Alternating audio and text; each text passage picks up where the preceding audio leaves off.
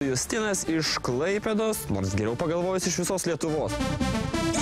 Man yra 24 metai. Man nėra svarbu, ar tai yra blondinė, ar tai yra brunetė, ar kitokia. Tiesiog svarbu, kad tai būtų nuoširdus ir mielas žmogus.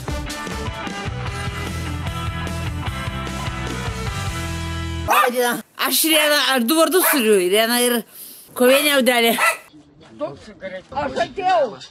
Aš sėdėjau ilgam. Mirosėlė. Pinskienė. Nugi tagi, gražuola. Dulkinu iš iknon ir burnon, kaip sakant, visai.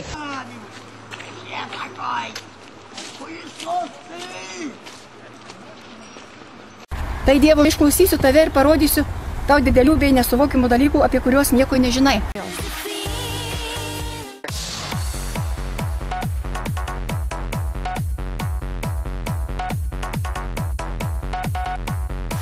Justinas laukia, nekantrauja susipažinti su autobuse laukiančiamis pleputėmis. Broli, tu tai turi. Aš sakau taip.